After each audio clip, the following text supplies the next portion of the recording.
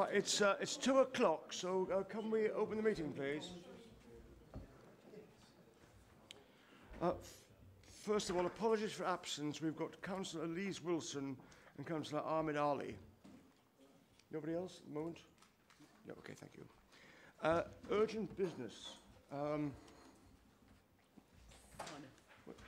Where's Simon? Oh, he's there, sorry. Sorry, Simon. I've asked for another update on Carillion, because I think last time we had the update, it was very, very early days. I thought, now we've got another month down the track, it'd be very helpful to have an update, and Simon's going to give that to us. Thank you. Thanks, Chair. I mean, the situation is evolving, and work is going on in each of the districts about the implications. As I think we mentioned at the last meeting, a very significant number of Carillion's projects, something about 30% of Carillion's projects were in the northwest, and therefore the implications potentially in Greater Manchester are significant. We know from work with Jobs Plus that there were 1,256 people whose jobs were potentially at risk, both directly from Carillion and in supply chains. And we know that so far 34 individuals have been made redundant and are now being worked, Jobs Plus is now working with those individuals. I suppose in some ways it's kind of some pieces of good news in that sense around apprenticeships, where we know that the training of all Carillion apprenticeships has now been taken on by CITB, and that CITB has secured new employment for a number of those, and that the government has agreed that Carillion apprentices will continue to be paid until alternative employment has been found. I mean, I wasn't going to go into individual projects and contracts, because, as I say, a lot of that work's going on at a district level, but a number of the very significant construction contracts, for example, on the Thames Reefer Morden Single, have now taken on that contract, I understand, and a number of the kind of other arrangements are now being put in place. I think the key, or a couple of key things that we talked about last time round were, one of the major implications is in supply chains and understanding what's happening in the supply chain of Carillion, and work is going on through the growth company to identify where there are supply chain impacts and whether the growth company can act to support those companies at all.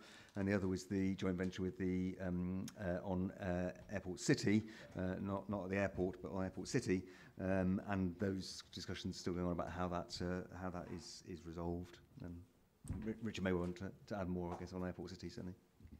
Yeah, in terms of Airport City, there isn't actually any expectation of any real impact there. Of the construction taking place, Airport City, Carillion aren't doing any of it at the moment, so there is nothing there that hands over.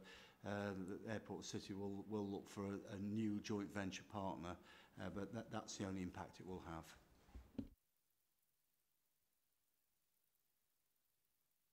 Sorry.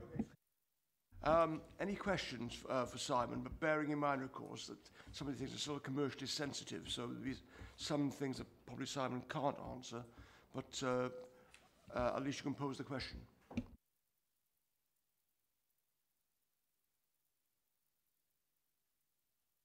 Well, you've got away nicely there.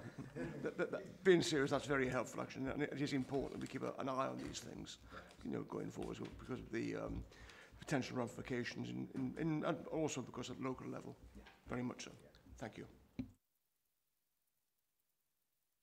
The next thing is declaration of interests. Are there any declarations of interest? Thank you. And the next thing is the minutes held on of the meeting held on the 9th of January 2017. Are there any comments on the minutes or any amendments that need to be put through? Thank you. In that case, can we approve them? Sorry, Mark. Oh, there's going to come to matters arising. That's separate, yeah.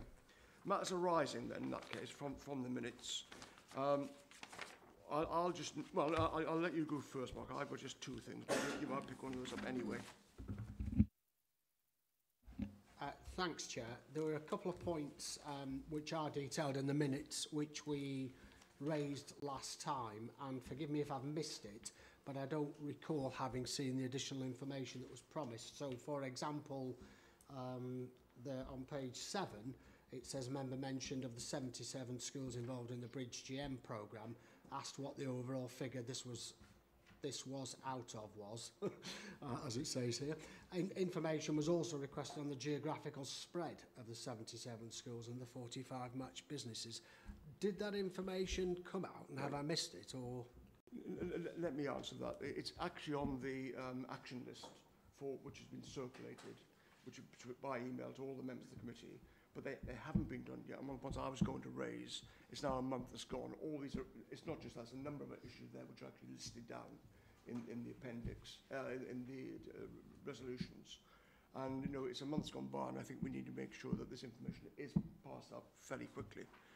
Bearing in mind that it is, you know, I think all the questions were valid questions, and it's not sort of spurious information that we're asking for. So can you take that back to the various officers and make sure that the information is produced on a timely basis? Yep.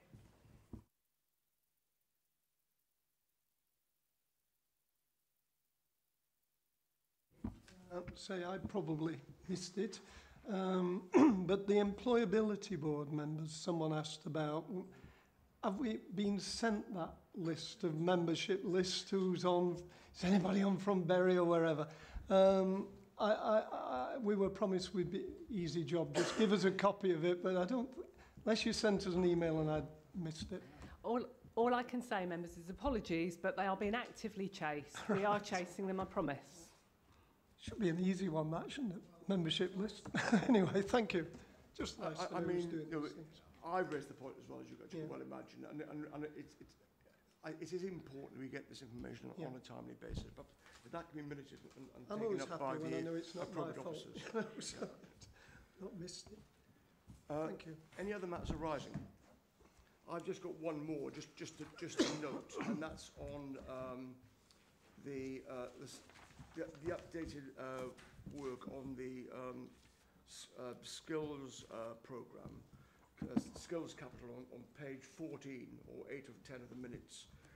That's slipped. That was going to come to this meeting. It's now coming to the March meeting. So that's been picked up as well, again on the action list. Oh, sorry. So if there's no further matters arising, then can I ask Sir Richard Lees to give an update on the industrial strategy? Thank you, Chair. And a few comments on the paper that you've received, if I can. And this is an early report in setting out the process for Greater Manchester to develop a local industrial strategy within the framework of the National Industrial Strategy that was published in, well, around about November time. The approach we're going to take in Greater Manchester is that we're certainly not going to be reinventing the wheel. It will build on work we've previously done.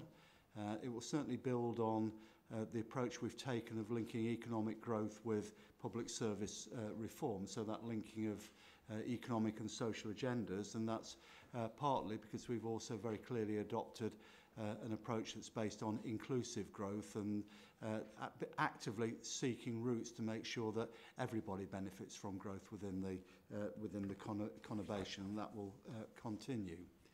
In terms of developing a local industrial strategy, I think what we're able to do in Greater Manchester is one of, I think, the unexpected benefits of having a directly elected mayor, of being a mayoral combined authority.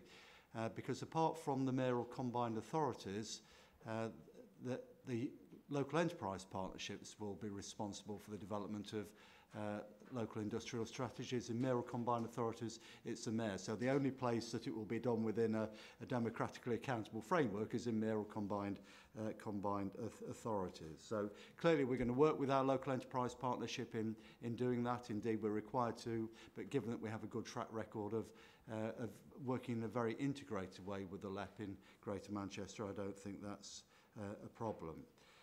The local industrial strategy comes out of Bayes, Greg Clark's department, and a lot of the things that we're going to want to do are undoubtedly going to come under the ambit of other departments. In particular, I think fairly clear, going right back to the Manchester Independent Economic Review, if we're going to tackle productivity, that means tackling skills. At that time, identified skills as being 75% of the productivity gap. So We want to develop a route which will at least bring the Department for Education into partnership with us in about being able to tackle the skills gap.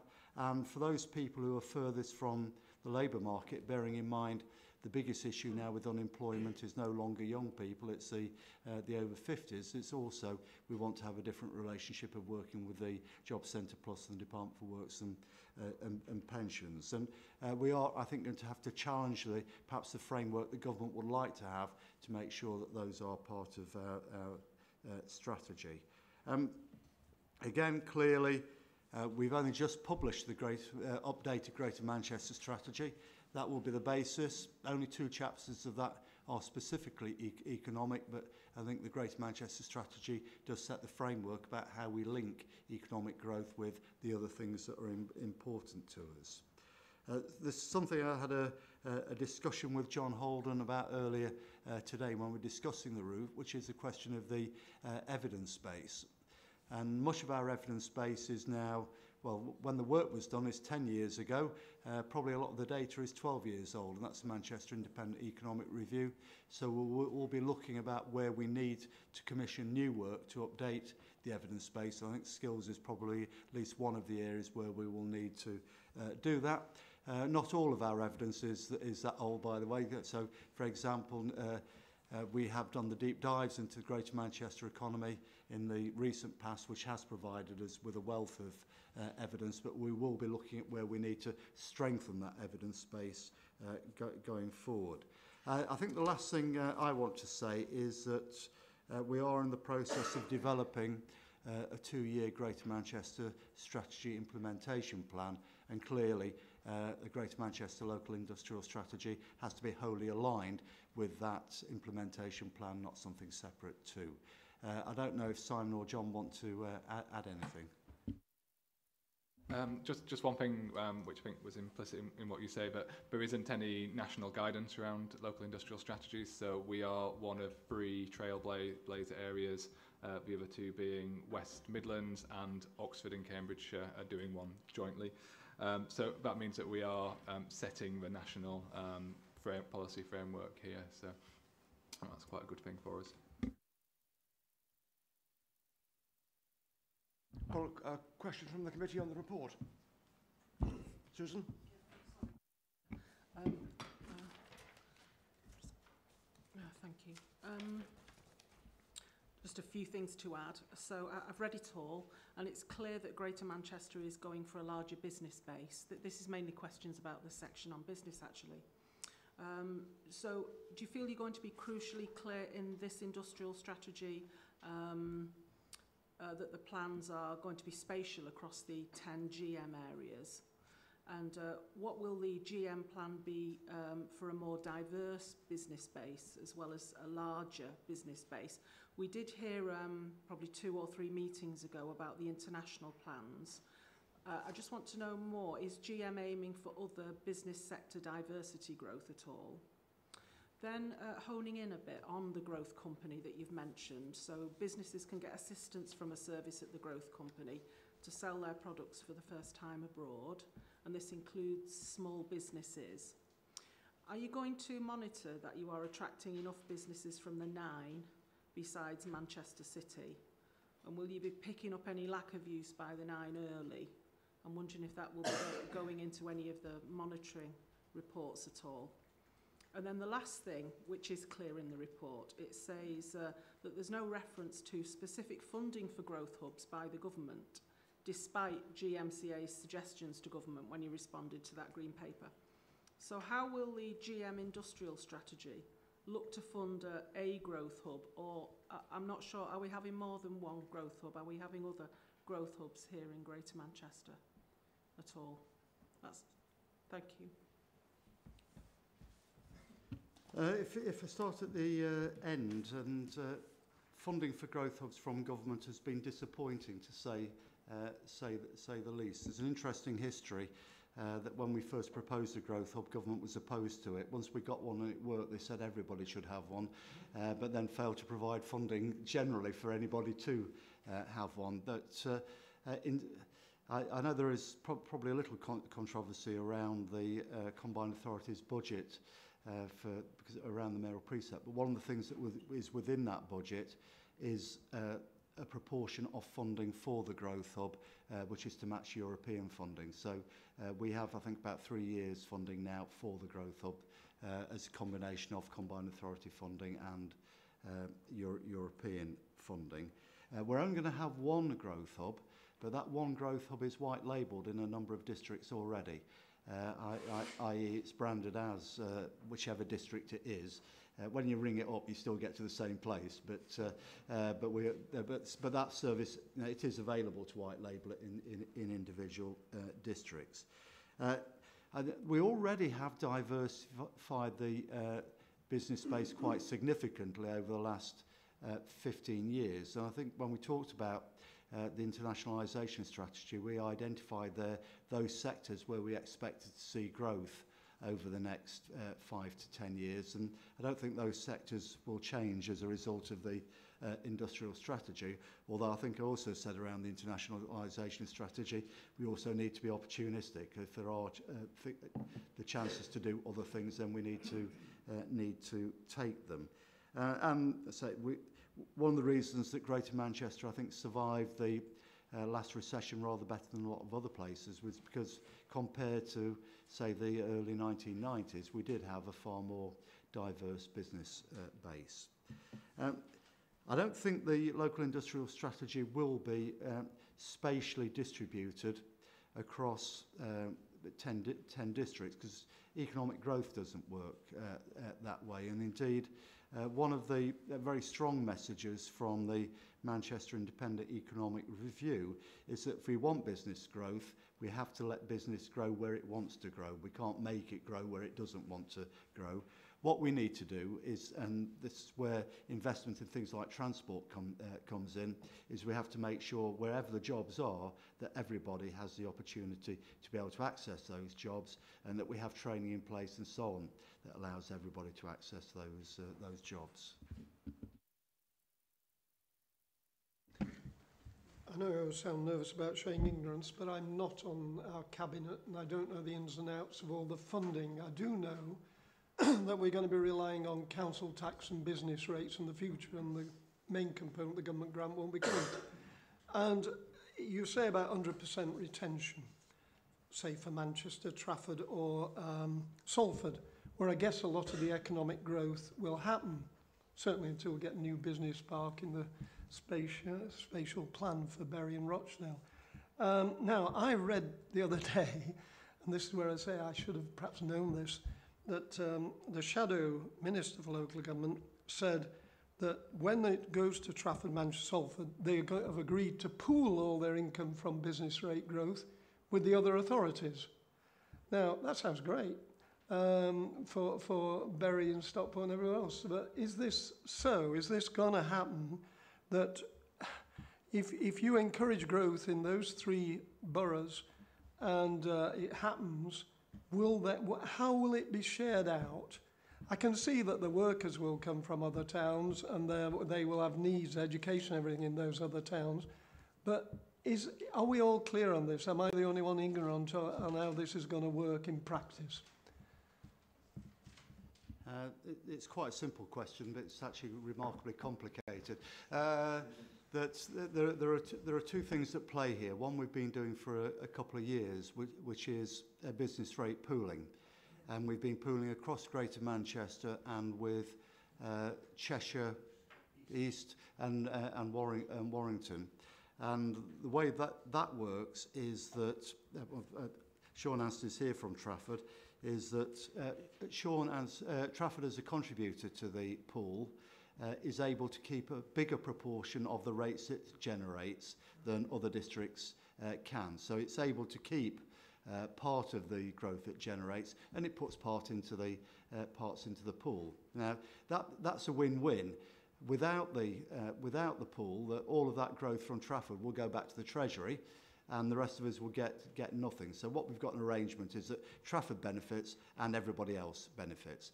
As we go into 100% retention, we would have a similar arrangement where part of the retention will go into the combined authority, so it will be shared collectively, and some districts will be able to keep some of the growth that they have generated. So what we basically have an arrangement is that, you know, again, from Manchester will become a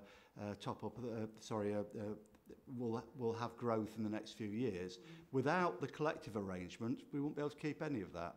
It's only by having the collective arrangement that we're able to keep some of it. So we've got an arrangement by which everybody benefits. That was my understanding actually as well. But just two things on that actually.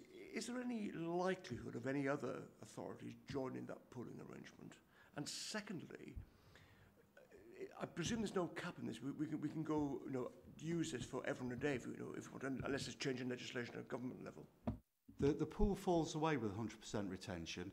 The problem with 100% retention is that we've only got it guaranteed for next year. That the original agreement was that we would have it until 2020, and there is a real risk that we could have 100% retention up to 2020 and be retaining the growth. In 2020, we go back to 75 or 50% retention, and we lose all of that growth, which is part of the discussions we're having with government. And so, whilst clearly we will benefit from the growth we do retain over those 3 years, it is no way to plan long-term budgets. At a future meeting, so we understand this better and keep being updated on what's happening, as well as asking back at the ranches our own authorities. I will inquire. I mean, I think it's a valid point. I mean, this is such an important issue for us, actually, to understand and whatever support this committee can give you, you know, in terms of possibly writing to government, etc. Because you need that certainty. I'm an accountant by background, as you know, and you can't just look at 1 year of licence. It's impossible. To get an idea of percentages and figures, you know, and not today, but for the future.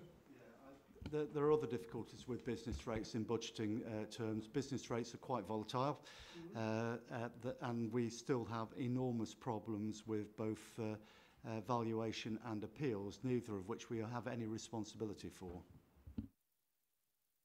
Mark? Yeah, thanks, Chair. In the appendix to the report, the section headed Places Prosperous Communities Across the UK, the fourth bullet point up from the end, sorry the pages aren't numbered, but the fourth bullet point up from the end talks about the new financial support for housing over the next 3 years, 15.3 billion. And the last sentence of that bullet point refers to the other areas where it's happening and says with the GM deal expected to be finalised in the new year. Just checking, was that this new year or next new year? And if it was this new year, is it any closer to being finalised? I was going to answer, I'm not sure which new year it is. That's an honest answer, isn't it? I know that Theresa May, when she came to Manchester, said it would be finalised early this year. I believe that we are close to achieving that now. Simon might know. So what constitutes early? In the middle of February now, almost. I mean, we have been promised a conclusion on this issue by government within a couple of months for the last 6 months, so we're actively pushing it. Any more questions? Chris? Yes, Chair. More a comment than a question. The proposed industrial strategy for GM is sound and to be supported, but we need to be clear that it delivers rebalancing of the economy across Greater Manchester and supports interventions to ensure a better spread of economic growth, particularly in places like Oldham, which need more intervention than other areas.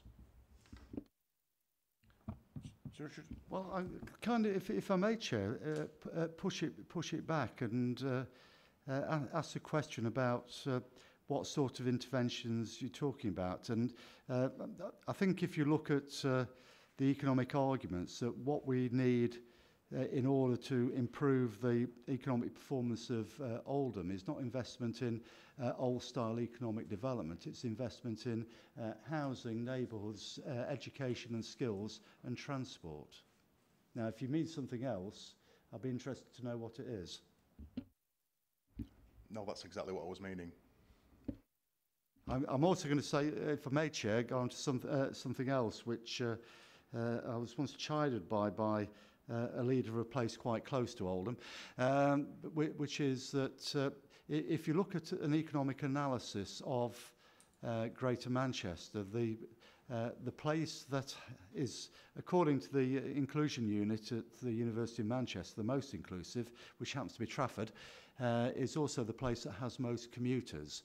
That actually being a dormitory town is really, really good for economic growth. And that's part that I think, again, the point for Oldham and Rochdale in particular, if they're able to have the conditions which increase their number of commuters, it would also increase their own domestic economy as well. Because the other thing about Trafford, not only does it have more commuters, it has more startups than anywhere else as well.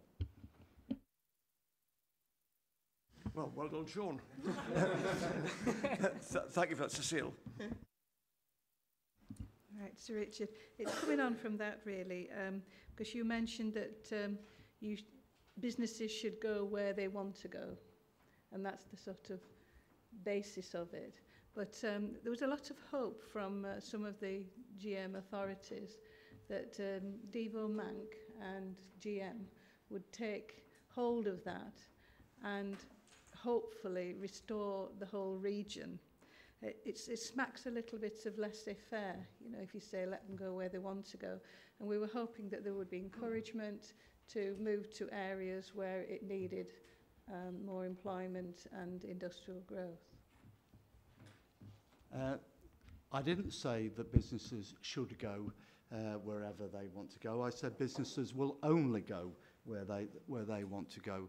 And I can say at the moment that I'm probably dealing with at least 4 potential major inward investments to Greater Manchester.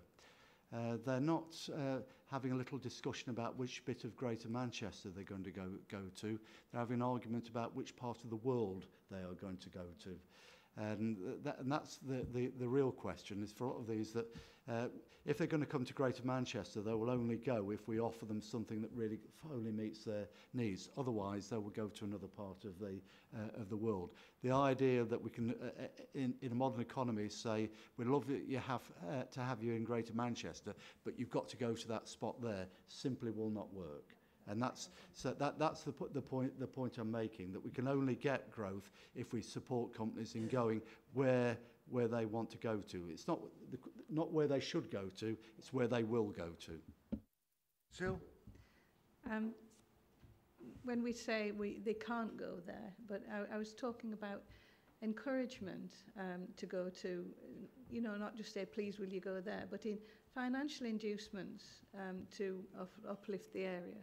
I mean, we have got the Devo Mank money, and a part of that, I assumed, was to make certain areas of GM more active industrial, you know, in terms of economically, etc.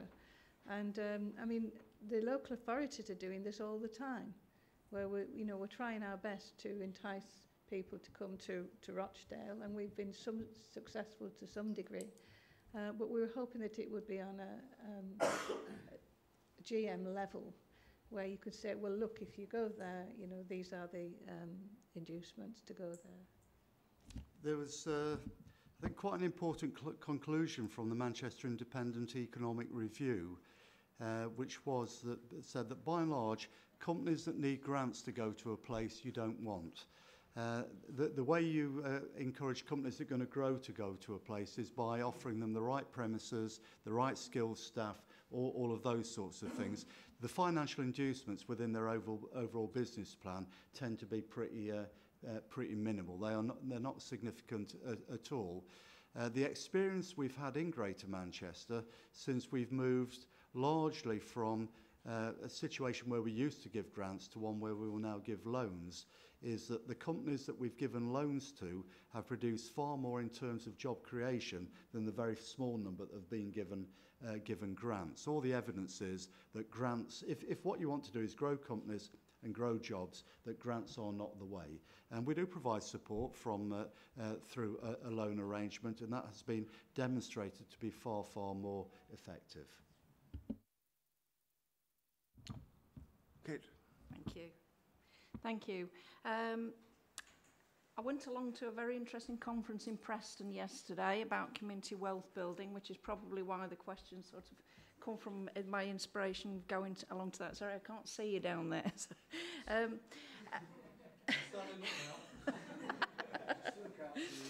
So I'm interested in, you know, are you taking any ideas from community wealth building? Obviously, it's been going for 10 years from the Cleveland model. Preston's been doing it for 2 or 3 years now. What are we doing in terms of, I know, for example, the Inclusive Growth Analysis Unit are developing an idea for a GM community bank. I just feel this is so essential for what we were just talking about seeding that those new businesses to be able to grow. A lot of the problems around these businesses being able to grow is the not being able to get the loans that they need. What about helping support cooperatives? Preston has the Preston Cooperative Development Network. What are we doing to help cooperatives grow so that we can have that growth in a democratic sense, not just to enable big business to take profits out of the area? First of all, most of our growth is small companies, not big companies. And when we talk about the Business Growth Hub, all of that support is for small and medium-sized enterprises. Big companies, by and large, don't need our help. They do their own thing. So our support goes into SMEs. It's clearly part of our strategy, although I think a lot of this work is done at a district level, and you are comparing with Preston, which is a relatively small district there. Most of this is done at a district level, where most districts do have arrangements in place to support community enterprise, social enterprise, other forms of companies besides straight commercial enterprises. Can I just say Cleveland's not small, where it started? That it's still model that we can still use to influence how we do things here. There's nothing to stop us having a GM community bank. There's nothing to stop us looking at our procurement and supporting businesses through our procurement policies. Sorry, I have to say that yes, there's nothing to stop us having a community investment bank. Cleveland is still quite small, but if you look at procurement, and if I take Manchester City Council for example, Manchester City Council is actually a national model of using procurement in terms of supporting local business and social value, and social value is built very clearly into the combined authorities procurement model, and it is something that has been adopted by most of, if not all of the districts across Greater Manchester. So actually, this is, I know Preston's getting a lot of hype at the moment, but by and large, we're ahead of them in most things. That was going to be my point, Chair. I'm familiar with the work in Preston, and a lot of it stems from the work that the Centre for Local Economic Strategies did in Manchester, working on Manchester's procurement and their supply chain, and the amount that Manchester spends within the economy and how that can be increased and recycled. I think the experience of Preston is interesting. I think there are challenges within that model, and I think part of our economic strategy is about making our firms look more global and outward and searching out new markets rather than focusing in on the firms who happen to be here. We are doing work with our anchor institutions, so that's being coordinated by Nancy Rothwell at the University of Manchester, at looking at how we can work with them more closely to get more social value from those institutions. And through the development of the local industrial strategy, we are having conversations with the GM Centre for Voluntary Organisation about how we can engage with them to ensure that the contribution of social enterprise is properly reflected in our work.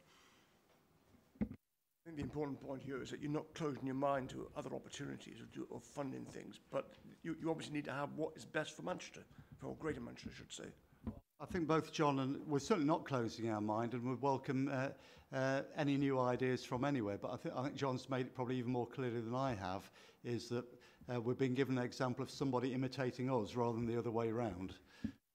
Which is good to hear. Yeah, I think we've established Manchester's better than Preston now. I think we can park that one. I actually wanted to comment on the earlier discussion that was going on with Chris and Cecile and what Richard was saying, to support what Richard said. This business is about inward investment. I know you're looking worried now because I'm agreeing with you, but this business is about inward investment. this bit about inward investment into the city region, it seems to me it will always be our constant challenge as a combined authority and for the mayor to try and ensure that all 10 of our districts benefit from that investment that's coming in to our region. But Manchester is self-evidently the regional capital. Manchester is the name, you know, that gets the attention and so on. And I think we do have to be realistic when we have these companies, hopefully big ones as well as small ones, that are looking at coming into the region about whether or not they might end up in Stockport or Trafford or Tameside or Rochdale or Oldham. We could spend, you know, endless hours, and we have in the past, discussing which parts of the conurbation need that investment most. But I think you have to be realistic about being able to prescribe where those businesses are likely to go. And there are various mechanisms and various ways in which you can encourage people, which I think was the point, to look at those other places. But it seems to me there's no point having a hang-up about Manchester. I know we are Greater Manchester, I know that's the combined authority, but Manchester is the regional capital. Manchester will be the name, I believe, and I say that as a Stockport councillor, that will attract the attention in the first place, but hopefully the combined authority then has to ensure we all benefit from the international reputation of our city region. And I think that will be a challenge as long as the combined authority and the elected mayor exist. Thanks. I don't know if you wanted to comment or not. Well, yeah, I do. It's been involved in a number of investment decisions, and companies want different things, and for some of them, edge of city locations are the best place for them. However, for most companies that are requiring relatively high-level skills as part of the mix, the first question they ask is about what number of people with the right level of skills are within easy travel journey of whichever location they're going to. Now that's probably the result in why a large number of those companies will end up locating in or close to the city centre, because that's the area where the maximum number of people from a very wide area, often wider than Greater Manchester, are capable of travelling to. In the last iteration of the Greater Manchester Spatial Framework, the expectation there was something like 40% of commercial development will be in and around the city centre over the next 15 years. And that again goes down to about the availability of skills. And that's not skills within Manchester. This is about drawing on a skill pool on a much, much wider area. And this goes back to, I think, to the answer I gave to Susan. It is about making sure that we have the right transport links in place to make sure that we get as wide a benefit as possible from that. Manchester can't service those industries either. Without people from a wider area, they will go somewhere else. They'll just go somewhere else. From my experience, perhaps, that, and two things I'd like to say. I mean, clearly, as a councillor from Rochdale, I want as much, you know, investment going into Rochdale as possible. But it's down to us as well to make sure we've got the right sort of housing there, the right sort of skills. And the skills is absolutely fundamental. You're absolutely right, Sir Richard. It's crucial to get the right skills if we want to attract, you know, inward investment. But also, I think one has to recognise, you know, if you go around the world, and I've been all around the Far East and North America, Europe on business, the name of Manchester is so well known. And inevitably, initially, that is going to be the focus of attention. But if we've got the right then opportunities within, let's say, Rochdale, that is a way in which there can be incentive, not just incentive, opportunities created to actually go to these places. But it's down to us as well. And I think the two things, you hit the nail on the head, is it's better infrastructure and transport and making sure we've got the right skills in the right places. Could I add one thing, and this part, it's Councillor Goodwin from perhaps add to the answer I gave to Councillor Goodwin. And it goes back to something I did mention earlier, which is the work that Simon, John and others have done on the deep dives. And I think it's an example where, particularly for the northeast quadrant of the city, which happens to include north and east Manchester as well as Rochdale and Oldham and Tameside, where the right investment, I think, could bring results, that there is real potential to build on what is still a very strong manufacturing base in that part of the city, with quite large amounts of advanced manufacturing. But I think that would require individual local authorities to start investing in the sort of premises that is going to allow manufacturers to be able to, first of all, work in modern premises, because a lot of them are working in very substandard premises, but also the sort of premises that can grow. But I think, in my view, that's actually an individual local authority responsibility, not a combined authority responsibility. Thank you. Just about this point, economic development of the nine, if I can say it like that. I do accept, representing a ward, and I look at the way people work. It's always been a presumption of mine that residents will need to travel and they will go to cities, and that is part of my ward's development, if you like, and the borough that my ward is in and its development. Absolutely. Got no qualm with that, and of course that's why I'm sure a number of us find transport and access to the city hugely important. Again, when people talk about, business coming into our areas, the first thing that flicks on in my mind, of course, is, but we've got to have the skilled people. You might argue it works the other way. You just said that, really. Actually, if they'd need to know you've got the skills before they come and park and develop in your area. The only other thing I wanted to add is I was really impressed as regards, I don't know which Amazon site in Manchester, but it was certainly a Manchester planning application, wasn't it? Where it was, if you like, probably conditioned about them working in a certain way as an employer. And so I'm sure that the nine could learn from that, because I've not seen much of that in other areas where you're able to come to an agreement, if you like, in a planning application, in a planning approval, about employment. I thought that was excellent, and I've learnt from that from Manchester City about your approval to Amazon. I'm conscious of the fact that you need to go to another meeting, so I've got a few questions, but I'll pass those for the time being because of that. But I've got one question I would like to ask, and I think this is for you actually. It's on page 23, and it's in relation to people, good jobs, and great earning power for all, which ties up with Susan, and it talks, if you like, about the policy, UK policy, that's obviously we're talking about. The policy response is weak, and the interventions are largely re-announced of policies already set in previous Department for Education documents. This is on page, it's page 23 of the main report, of the whole report. It's under people, good jobs, and great earning power for all, the first paragraph.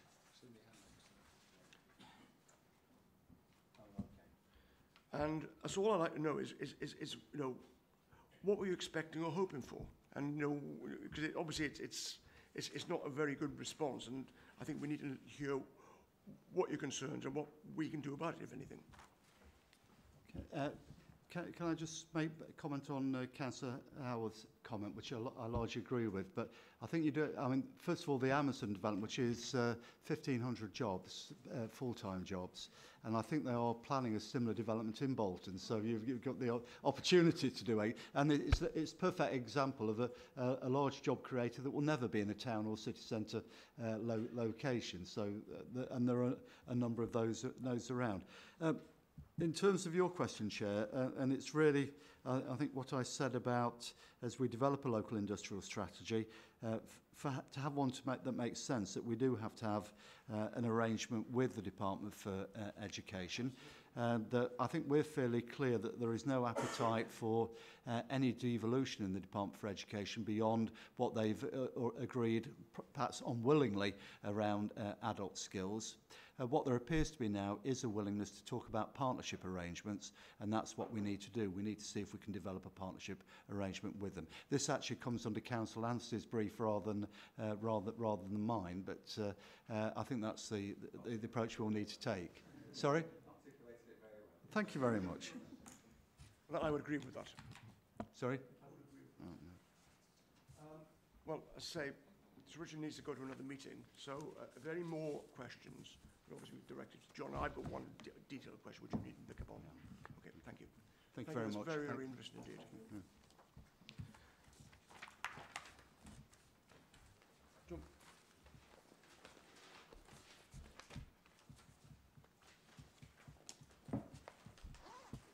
John. John, my question was under, it's 2.4 in the report. And it just says in there, officer currently in discussion with government officials on the approach to developing the GM LIS, and an update will be provided at the scrutiny meeting. Yes, I think Richard covered the bulk of that. I mean, just to bring members up to speed. So we've been corresponding with officials about what the process is. They've confirmed there isn't a process as such, unless we define one. We had the first meeting with officials from the Cities and Local Growth Unit, which is a joint base CLG unit, which is leading the development of industrial strategies. We had that meeting last week, which firmed up our suggested approach. We'll be writing from Andy Burnham, Richard Leese, and Mike Blackburn, and probably Sean as well, given the skills link, to Greg Clark, suggesting that we have an early meeting to kick off the process politically immediately. Any more detailed matters that John can handle? Detailed question that John can handle? Okay, and that, thanks for the report, and we go on to the next item on the agenda,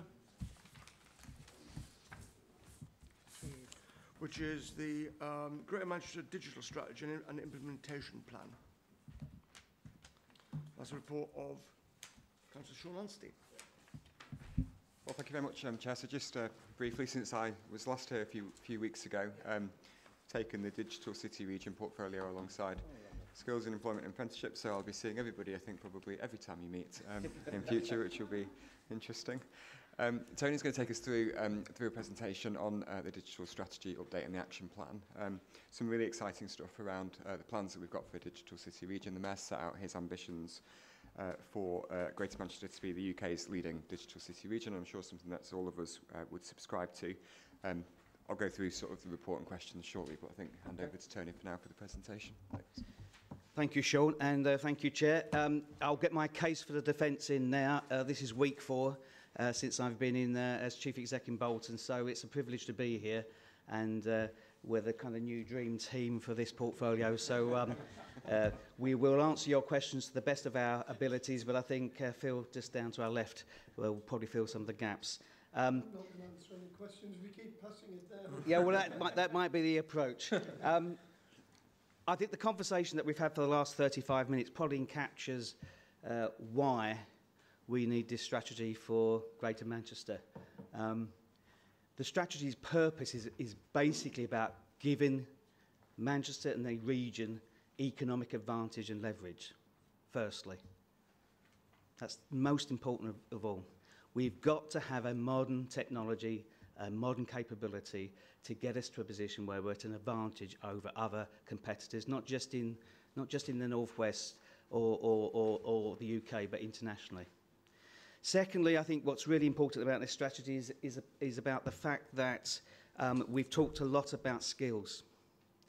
People who are seeking employment both today and for tomorrow will need the most up-to-date skills and capabilities to enable them to be at the front of the queue for jobs. Now, we won't be in that position if, again, in our region, we are in a place where, third element, we're running on steam.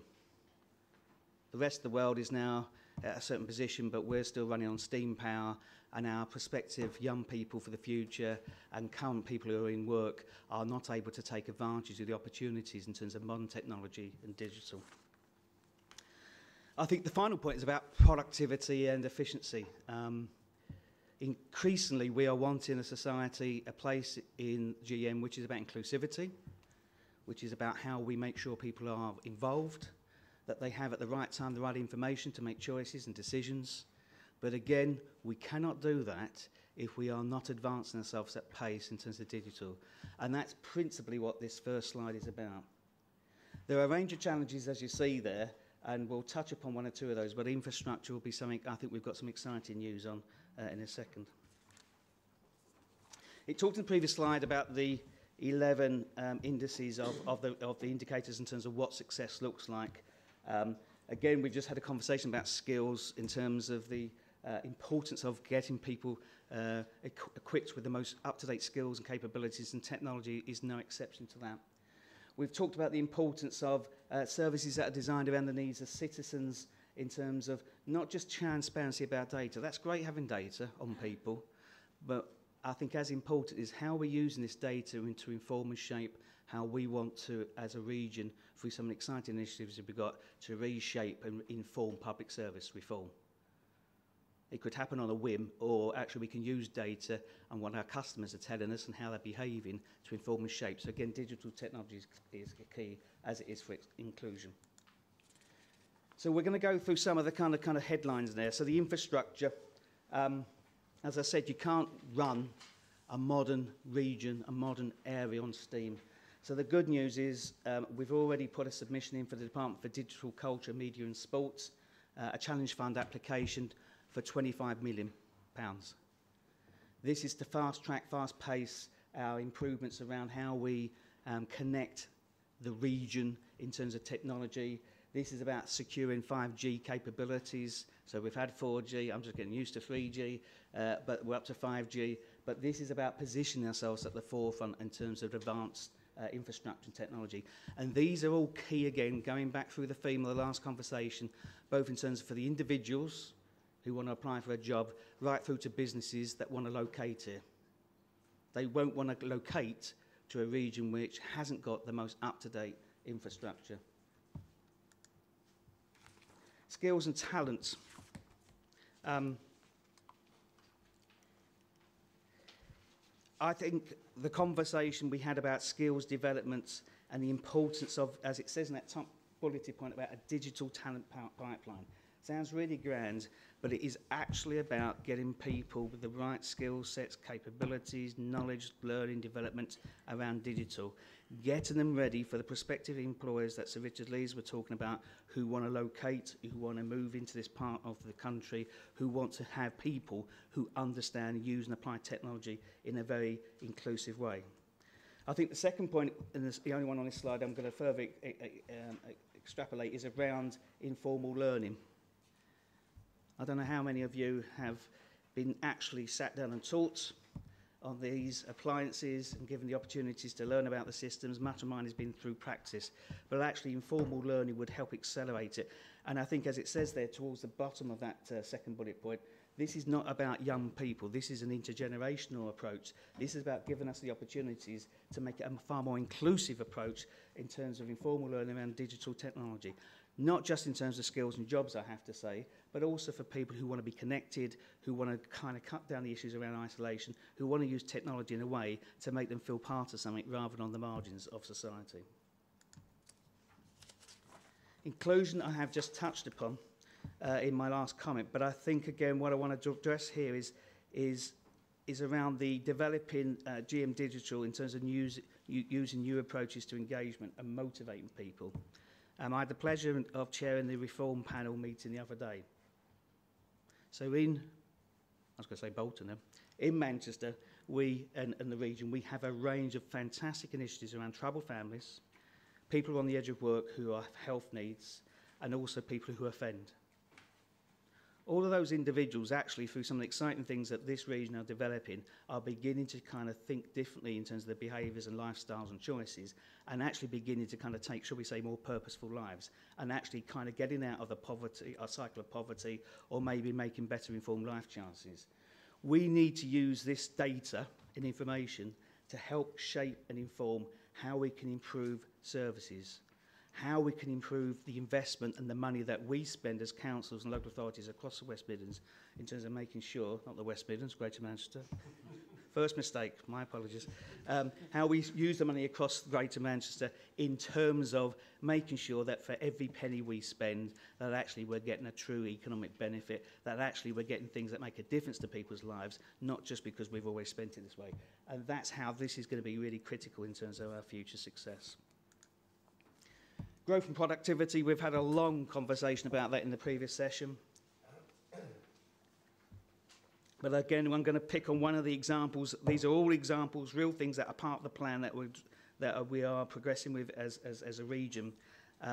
But I think one of the ones I really want to kind of pick up is the one about establish Greater Manchester as the best city region for social innovation by how our public sector engages with Greater Manchester Small Businesses as one example, but it's not just small businesses, it's wider society, it's partners, it's the third sector. Digital is a real powerful tool to enable us to effect that kind of change. Needless to say, we need to market it, we need to communicate it, we need to talk about the success, we need to talk about the benefits and outcomes.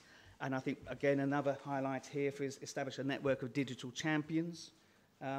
I think, again, this is really important. It's a small-scale initiative, but I think something really important because, let's be honest, and I put myself in this category, sometimes technology frightens me. There's no two ways about it. The way that my sons use their phones and the way that they go around things and they seem to be able to text in like milliseconds and I'm still tapping with fingers, it kind of is a bit inhibiting. There's nothing more than having people who you have confidence, experts by experience in digital, who can start to help you think a little bit more differently about how we use technology in a more positive way. And then my last slide on behalf of the team, and I think I'm just going to focus on those last 3 bullets. This is about piloting or testing and scaling solutions that give us insight that enables us to think very differently about how we work with private sector, the commercial sector, partners, and as importantly, the citizens who we are established to serve and support in their ambition. It's secondly about using this information both in terms of governance, but more importantly to help shape and inform our investment and commissioning decisions going forward. Are we really spending wisely? Are we really making a difference? And some of the approaches that we use in different authorities are actually not enabling us to kind of get a true picture of need and a true understanding of what both we could do, what the private sector can do, and what they can do as its citizens. And finally, last but not least, developing a reusable architecture across which the information can flow. What that basically means is one, having a unified system that is far more simple for the citizen and for us as users of the system to share and inform and share data across the part. And secondly, something which I know is close to your hearts, why don't we dig the hole once, put the stuff in it and put the tarmac over, rather than multiple holes at different times in different ways. In conclusion, is a really, I think, brilliant piece of work. It's a top priority for you as local authorities and for us as a region, and I endorse it to this committee. John, do you want to add anything to that? No, I'm happy to go to questions. Okay, so, questions, please. Thank you. I've got a few, so I'll just go through them. The first one, I'm sorry, it's very simple. I want you actually to just explain a bit more about the 5 basic digital skills. Then moving on into the paper, from about page 8, I've noticed that there's mention of, I think this is about businesses actually and digital. There's mention of Oldham, Salford, Tameside, Didsbury, Manchester, which you know, it's all positive, but am I wrong to think, oh, there's not been mention of Bury, Bolton and Wigan, so do you think that feels like, is there less activity going on that west side? I wondered. I might have got that completely wrong, but you can see I just noticed that there was some comments about places. I've got to go a bit further on. Page 15 is 8.3, and that says inclusion, ensuring no one is digitally left behind. I think I can't get my head around why there's a small amount of text there in this document, and yet when I go to Annex B, there's much more, isn't there, about inclusion? I'll just have to, which is the strategy action plans. I think, I mean, officers came here before and spoke about digital. I remember we had a meeting and there was a lot said about inclusion, and they said that inclusion was one of the 5 strands, if I remember. So I just expected to, I suppose, see more about it in the main strategy. But there's a fair bit on page 6 and mainly on page 6, I think. I just have to flick through. No, forgive me, I got that page number wrong. It's page 8 where the digital inclusion matters come in the digital strategy action plans. And I mean, A and B stand out as ambitious targets. It looks like you're going for there. Just to, I suppose, answer on that last point really about it's a small amount in the strategy on inclusion, plus the other things I've raised. Thank you. There's quite a lot of that, but if you can pick them up, Tony, and if there's anything you've Okay, I'll pick up. Thank you, Chair. I'll pick up the inclusion and hand over to Phil on the 5 skills and the other areas identified. I think the inclusion, Councillor, is I think it's fair comment. And I think that's why we're having this process, which is about making sure that the product, what we have in front of us, is better shaped and informed. As someone who's relatively new to this area, I've already had conversations with Phil as the Chief Exec sponsor, not yet had a chance for myself and Sean to have a chat, but I think we just need to slightly get the calibration right in terms of proportional balance between the technical, commercial aspects of what this brings, as well as what I would describe as more of the social benefits. And one of the things that I'm really keen to also amplify is actually, it's one thing to set the system up, it's one thing to kind of have the infrastructure, it's one thing to have the data, and then I would say, in my normal blunt way, and so what? So we've got data.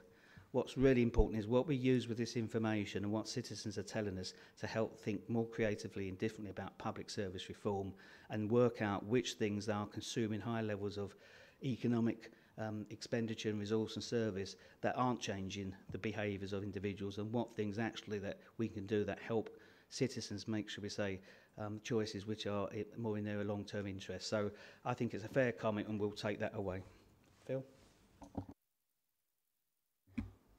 Thanks, Tony. Thank you, Chair. In terms of the 5 basic digital skills, I think some of the work that's really interesting in this is the Duke of York's work around digital enterprise, which has been adopted in Wigan, and it's a free process, and it's a digital enterprise award, and it is very much speaking to the kind of challenges we're looking to address there. It very much harks the kind of solutions we're looking to put in place as well, where we're working, this isn't hierarchical, it's about how we crowdsource solutions across the whole of GM and look for leading practice and work with organisations such as Lloyds Banking Group and many others to find answers to some of that. In terms of the actual 5 basic digital skills, it's about managing personal information, it's being able to communicate online, managing financial data, including payments, and solving problems, and being able to create things, with simple things like with imaging tools and things like that.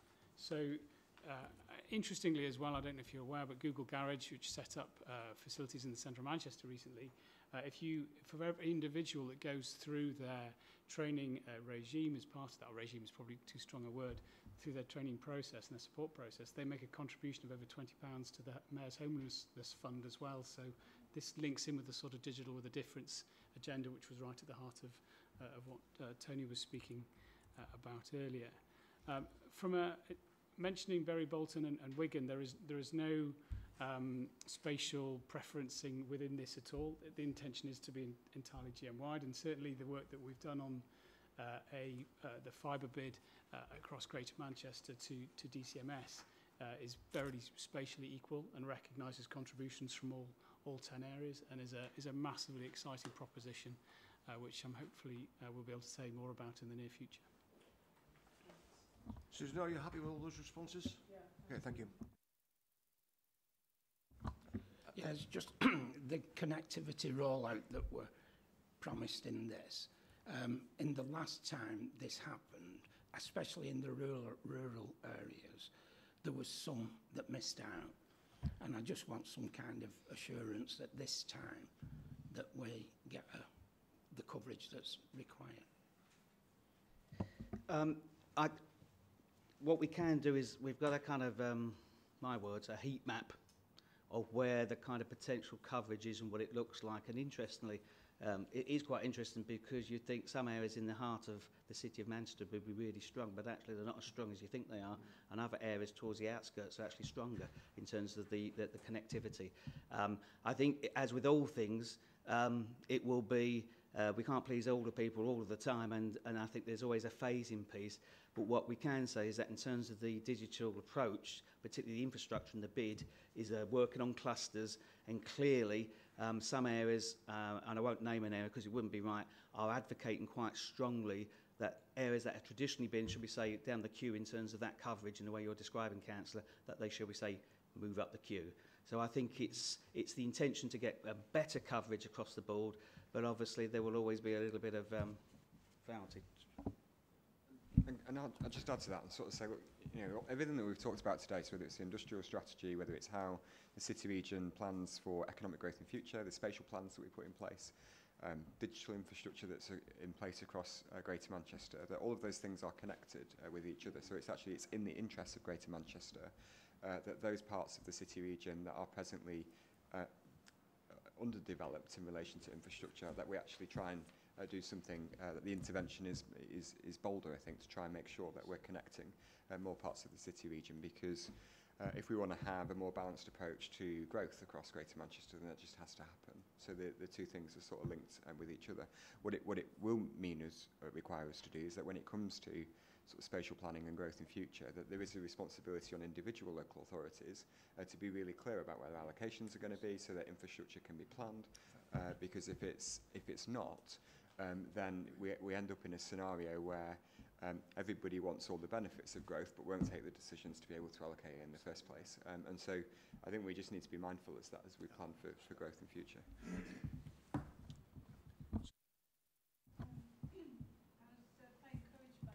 Sil, but you're... Can I just mention something Tony says there? Can we come back to Tony? Very encouraging, you know, about inclusion. And although it was an anecdote, you know, about your sons using their phones, etc., and it's a bit scary, it ties up with the how we judge a region for its skill levels, because a lot of it goes on, you know, how many grades do they get at GCSE, including maths and English. And I used to teach electronics, and a lot of my students were Muslim boys, and their English wasn't so good. They used to get a grade D in English, but they got A's in maths, A's in electronics, A's, 4 A's in their IT capabilities, etc. So I think we should be a little bit more imaginative when we're looking at a region to develop, because what I'm saying is that those skills are there, you know, some of the IT skills, but on paper, they're not there. And if you just go off the M62 at Rochdale, the first company almost you'll see is Zen Internet, which was set up and run by somebody brought up in Rochdale. I was a colleague of his father. And, you know, so it could happen anywhere, but he got these skills that he saw amongst people in Rochdale, and he's used them to a great advantage. And they may not have been the skill levels that were on paper. So, and it sort of intrigued me the way you said that, you know, they seem to be ahead of all of us with what they're doing. And I think we should be very careful when we're looking at and advocating places where people might go to think about those skills in the population. That's a well-made point. Okay. Sean, yeah. So I think, I mean, I agree with all of that. And when we look at digital skills, I think there's two things that we need to look at. One is, you know, is that basic digital skills level that is needed for everybody across Greater Manchester? So the very fact that a quarter of our unemployed don't have those 5 basic skills is a barrier to them entering in employment and the subsequent growth that you would expect to see. So in a very complex digital landscape, an absolute focus on inclusion for those basic skills, I think, is a requirement. Secondly then is, how do we then say, well, Greater Manchester, we know, is a real hub for startups, for new technology businesses to come into the city region. I think I've presented, I will have referenced previously actually, the Institute of Technology discussions that we're having with the Department for Education at the moment around what might that look like for Greater Manchester for level 4 and 5 qualifications, so and up to higher level qualifications, so that actually what we know today is 20% of our digital businesses have been turning away work due to a lack of staff in 2016. So that's a real issue for Greater Manchester that we need to be able to deal with. So our IoT discussions with DFE have concentrated on digitalisation as a key theme, and it would be useful to bring back to the committee actually in future a further update around how skills and inclusion will work together in its broadest form. Any more questions? Chris? Thanks, Chair. Again, the sound is, the approach is sound overall, and the report references Wyre Oldham and other areas in the other districts. And I think, again, we need to ensure that the strategy fully supports towns and districts where digital is currently a small area, but has got good prospects for rapid growth if supported correctly. I mean, I think Councillor Anstey is kind of clarified that early in that basically the answer to that is yes, but it's incumbent upon the respective partners to make sure that the areas that they feel are at the top of the list get up that list, because it won't happen just centrally. It will actually very much be determined by what local areas, local districts want, where they see their priorities, both from an economic point of view, social point of view, for the reasons you've described, Councillor. So I totally agree with that. We'll make sure the report reflects that it's a strategy for all, but I think it is about being clear that when the diggers come and we start kind of putting the stuff in, that obviously we're really clear why we're doing it, where we're doing it, and in what order within the districts, because that's got to be key in terms of your growth plans and your strategies for your respective places. Barry first, and then Charles. Thanks, Chair. Just two small points really about infrastructure. My understanding is at the moment there's quite a lot of infrastructure out there run by private companies. I'm told, for example, Sky have got hotspots in various places, and BT as well. Now, I'm not a Sky customer and I'm not a BT customer, so I can't access those. Is there any way, assuming that is true, that we can get these people to cooperate so that we have one network, that people, you know, you don't have to sign into different networks wherever you are, or even, you know, even I came on the Metrolink and signed in. The trouble with that is once they've got your email address, you're then deluged with loads of adverts. The other point is I did see somewhere. The other point is I did see somewhere about logging the assets that you've got now. And it's partly about digging the streets up and so on. 20 years ago, when I was gainfully employed, we did look at all this. The electricity companies have got lots of ducts, certainly in the town centres and so on, and there are other avenues like canal towpaths and railway lines, so you don't have to dig up everywhere. So I just wonder whether that all information has just disappeared, or whether you've in effect repeated the process we did 20 years ago, and have looked at all these other assets which are already in the ground and can be used for fibre optic routes. Thank you, Chair. An excellent set of questions. Thank you very much. The simple answer is yes to all of that.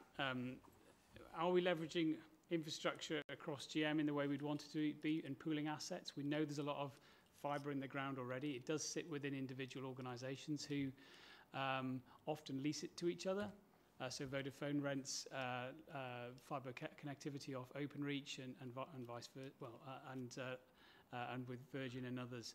It is difficult to get them to pool existing assets, but part of what we're doing through the fibre bid to DCMS is looking at a mechanism by which we can reuse existing assets, not just ducting, but we've asked certainly some of the small providers or smaller providers to help support that, and are working very closely with Openreach and the other telecoms providers around this as well.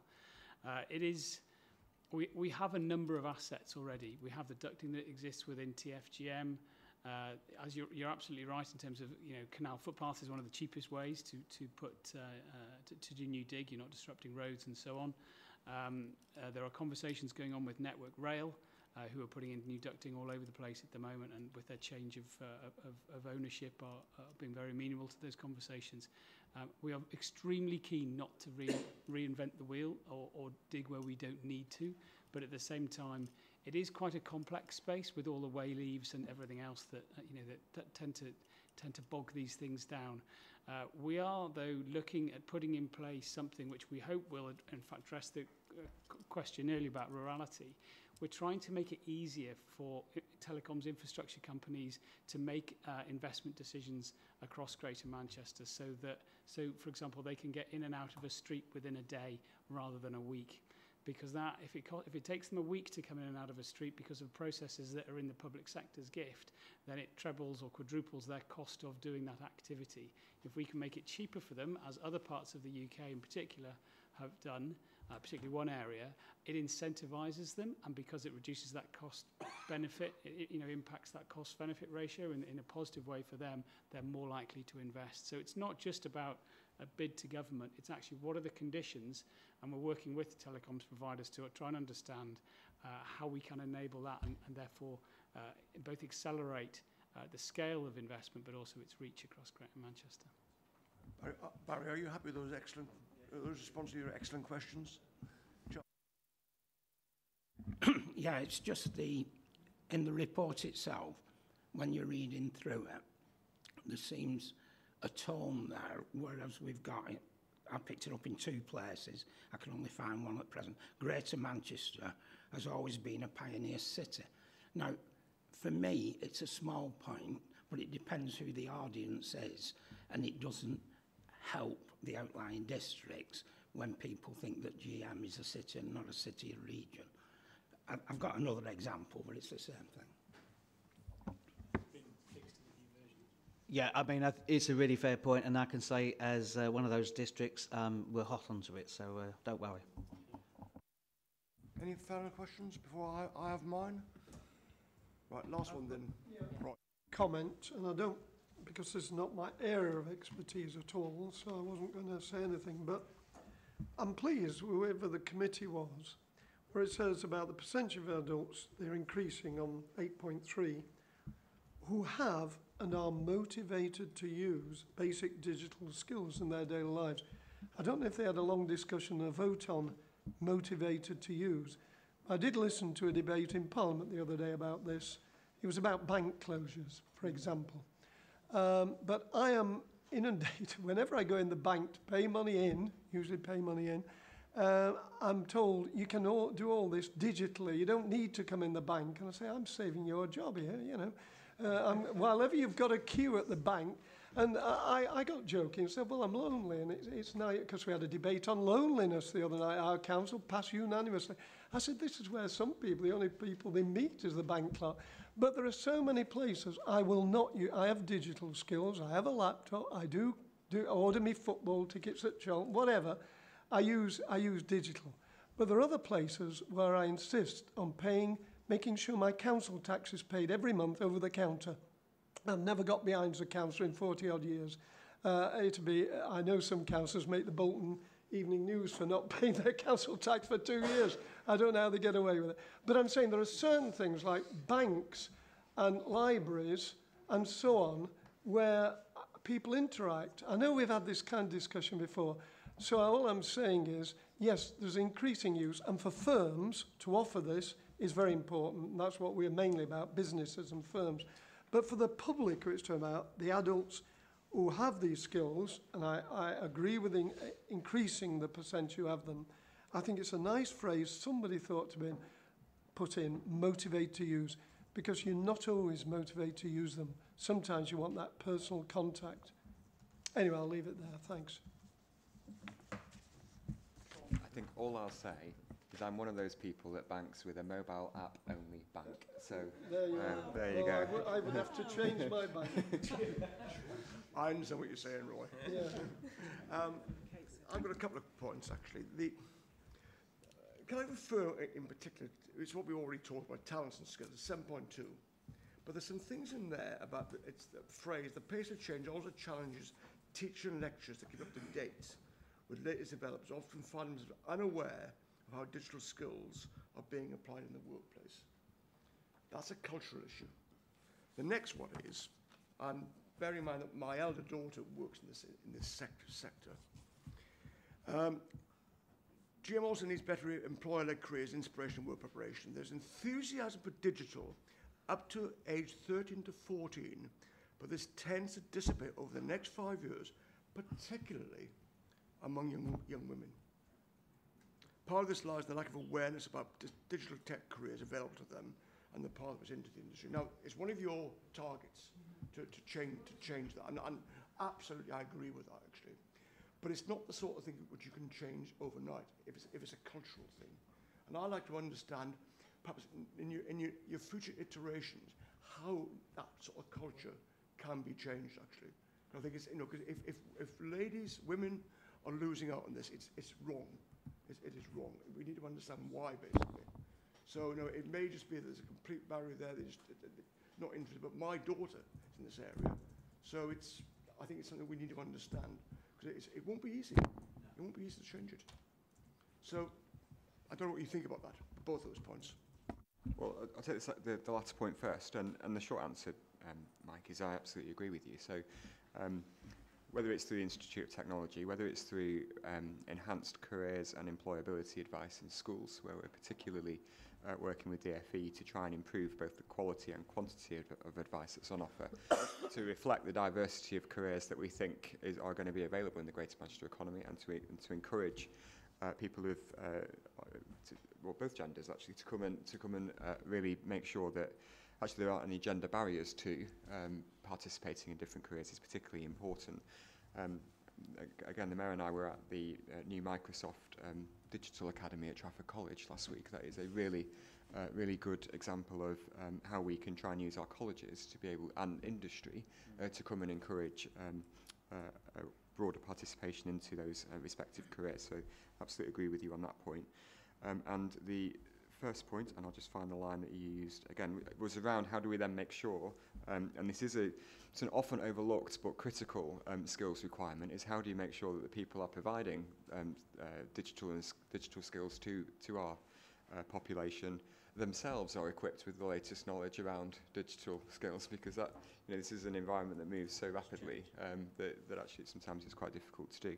So we need to look at how we make sure that we have the knowledge in this city region so that it can be shared within the city region, which I think is quite important. And I should just finish, if I may. Tony had a little slip on the West Midlands before. That's probably not a bad thing, because the West Midlands will be using some of the stuff that we've got today in Greater Manchester in a few months' time. So they probably will be copying us as we get forward. So there you go. Thank you very much. Well, I'm glad you're taking those points on board. And the second question I got is more of a generic question, really. There are lots of targets in here, that you set on time frames, and to me, it's difficult to judge if those time frames are realistic or not realistic. And some go out to 2020, some to 2025. In fact, in terms of the female participation, you've got, in fact, in one part of the report is 2020, another part is 2025, which that needs sorting out. But my question really is how certain are you that these targets, particularly the dates, really are realistic? Because targets should be, hard to attain, but they are attainable. They mustn't be unrealistic, and they mustn't be too soft either. So what's your judgment call on the realism behind these targets? I think, to be fair, the targets are realistic. As with all things, some things happen, don't they? And I think part of our relationship with this committee is, as part of our accountability arrangements, we will need to come back early doors to say, look, we're well on, these are progressing nicely, or we now have a difficulty. So, I think you're damned if you do and damned if you don't, let's be honest. So I think at the end of the day, it is what it is. I think they're pragmatic, I think they're realistic, and I think with good wind behind us and with the kind of cooperation of GM as a system, I think we're confident that we'll make good progress. But as soon as we run into difficulties, if those are legitimate and something that needs you as leaders in the system to help us unblock them, we'll be bringing some of that back. I think Phil wants to just say, one thing I'd just add to that is when we've tried to set the targets, because of the nature of the digital landscape, there are some things that we want to do that are going to be 10, 15 years away. And there are some things that we want to do that are 6 weeks away, 6 months away, and 12 months away. So we've tried to reflect the right balance between, where can we see tangible progress being made in the short term, and one is that really transformative infrastructure type stuff that we know is going to take a lot longer to be able to deliver. So that's why you see such a variance in the targets that are set. So it's designed to be, how do we stretch ourselves? How do we do things, how do you just do something that is going to be noticeable for people across Greater Manchester? It's really important. So that's just an additional comment I'd add. I think the only thing I was going to add to this, and my colleague Alison and I have been working very closely on this, is that targets in this area are challenging for all the reasons that that Sean and Tony have outlined. And some of this is dependent on some of the opportunities that will emerge, but we also want to be clear about not only how we measure ourselves internationally against other cities, but what is uniquely different about Greater Manchester and our concept of digital with a difference, with the pieces that Tony talked about at the start, the social and economic inclusivity around this is so vital. So it is likely that these targets will evolve, but they need to be ambitious, and we are absolutely pushing this agenda very hard. I mean, I welcome that response, actually, because you're right, you know, they've got to be ambitious, but and if they aren't, if you're going off track, be realistic, come back, amend them to something that you can do, you know, with evidence behind that. And clearly, in your detailed plans, you'll have milestones for if you like, assessing the progress. Because clearly, I mean, I think to me, I mean, reading, if you like, in particular, the previous paper, the digital economy is one of the areas where we seem to excel on. And there ought to be massive opportunities for us there, as well as the wider business world and residents in general. So that's excellent. So on this report then, we've asked to note the report and also to put any input into it. And I think the main input we've got is the points made by Cecile and by your name's gone. Susan. Susan, sorry. I do apologise, Susan. It's you know it's a senior moment yet again. In terms of inclusion, I think some important points made there, and I think it's important to take that on board. And again, I think, you know, we welcome to have another report back in due course when it's appropriate to go to this committee, and you've got our support. You've got our support, and you obviously work well as a team. Thanks. Sam? Just to add that this report will now go forward to the Combined Authority at the end of the month, so the strategy is formally going for approval by the Combined Authority at the end of the month, and with your comments taken on board.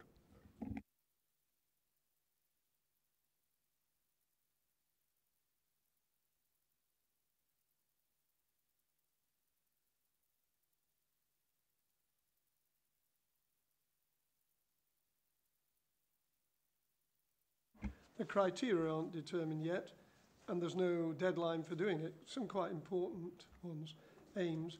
I'm just saying, in a month's time, you say it's going to the Combined Authority. Will they be ready by then?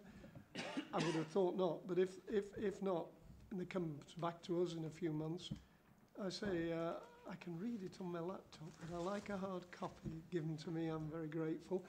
So a sheet of A4 with the new figures. Don't have to print the whole document again. Yeah. That's a sensible point. I think some of us would want to read the detail, but I mean, I think other people would like the new high level story. But I think we need actually both. Okay. Thank you. Thank you. And thanks, Sean, for 2 consecutive meetings.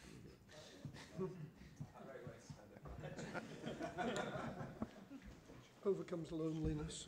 Yeah.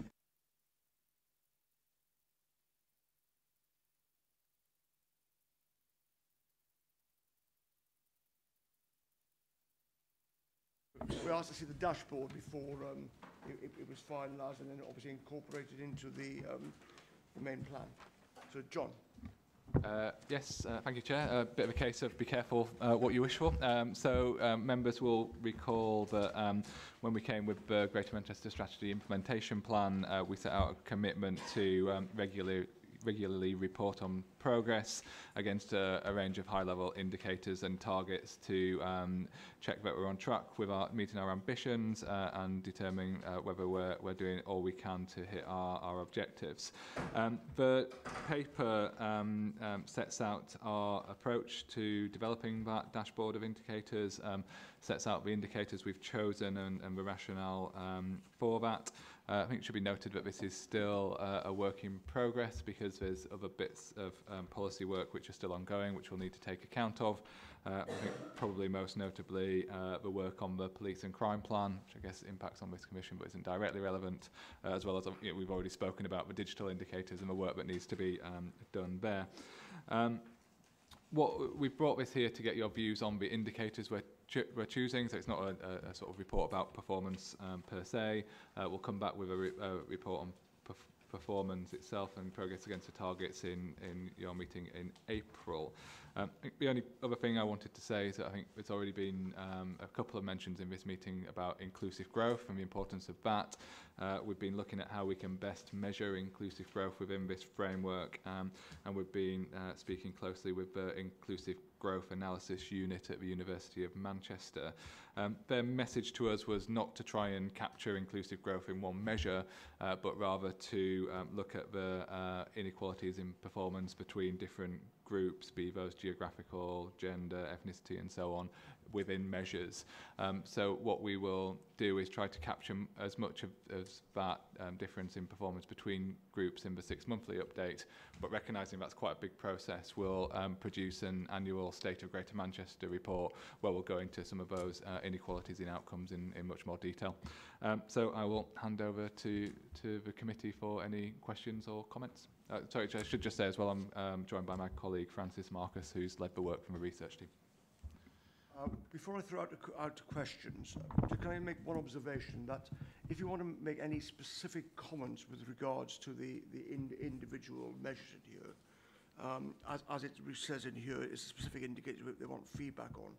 Can you make sure they only relate to the items that this committee has got responsibility for, not the wider areas? Otherwise, we'd be trending to other people's areas. So it's just specifically for our committee's remit. So question. I don't mean to be. It's enthusiasm. It's wonderful. Well, I'm happy to wait. I do want you to know I'm happy to wait because it's a surprise that others do come in afterwards. Okay. So it's not much from me. Performance dashboard, that paper.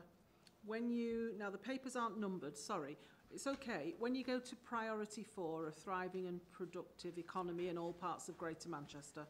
So I've read the whole document and I've got a feel for where you're giving me the table I might want to call Bolton to Wigan. I think you know what I mean, John. So, yeah. Some of the measurements have got the Bolton to Wigan inclusion, and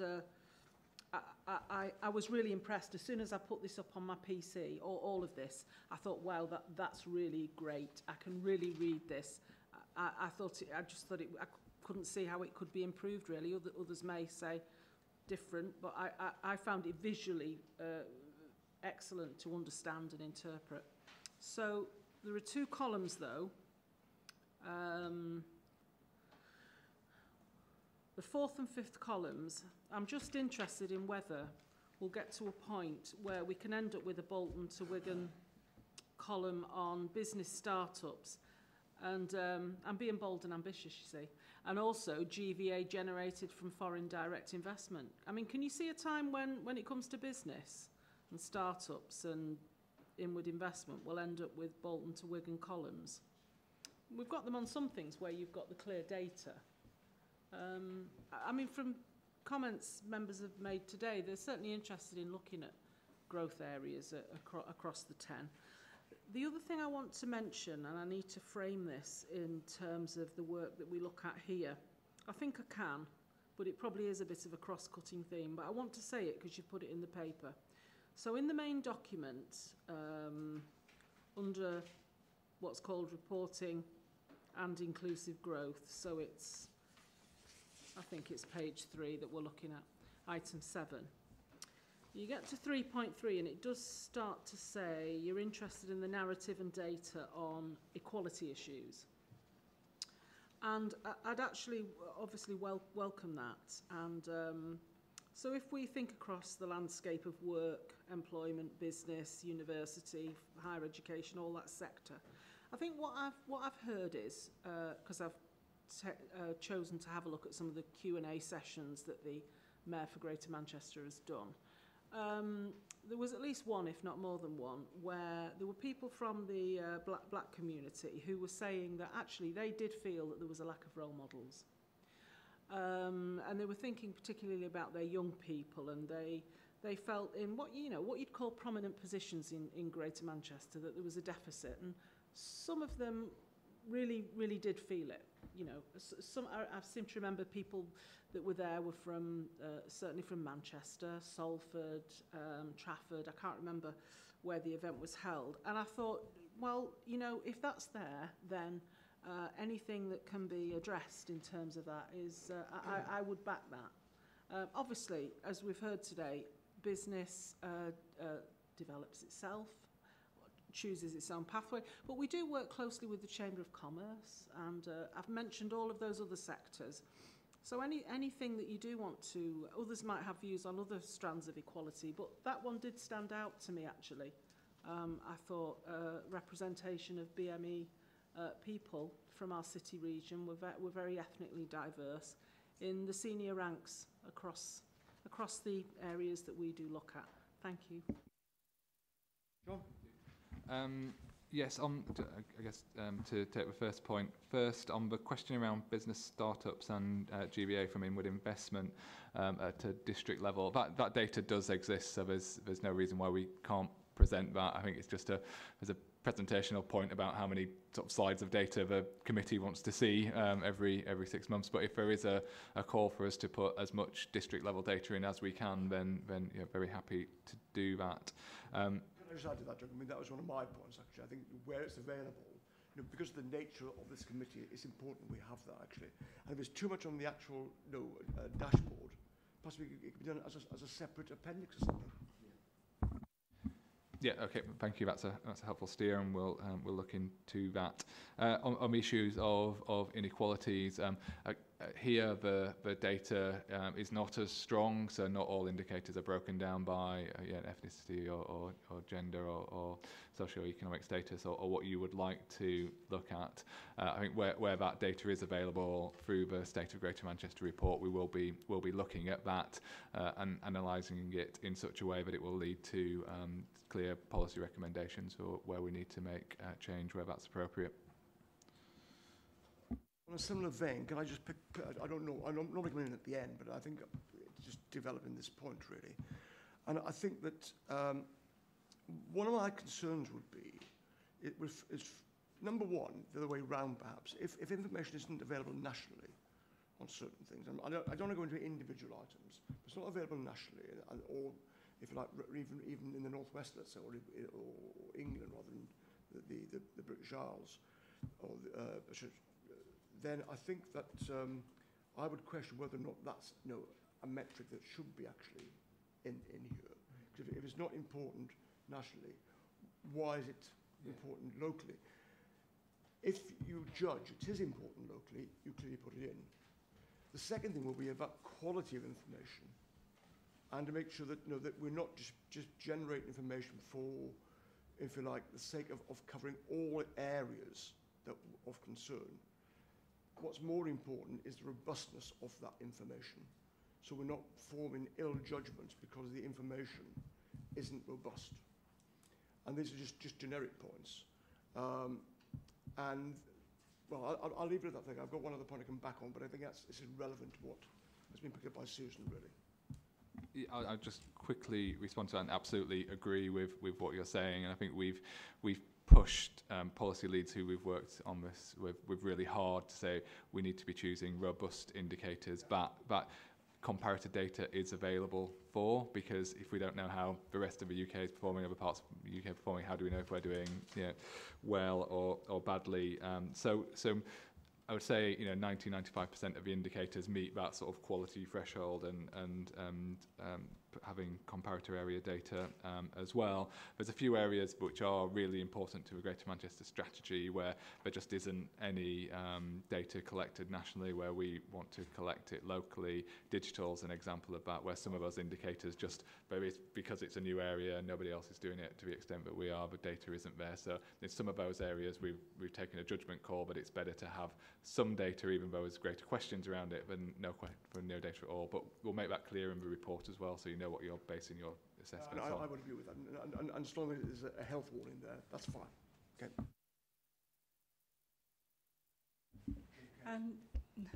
Right, John, you've acknowledged that some of the data, there are gaps, and it doesn't point out discrepancies within within an authority as well.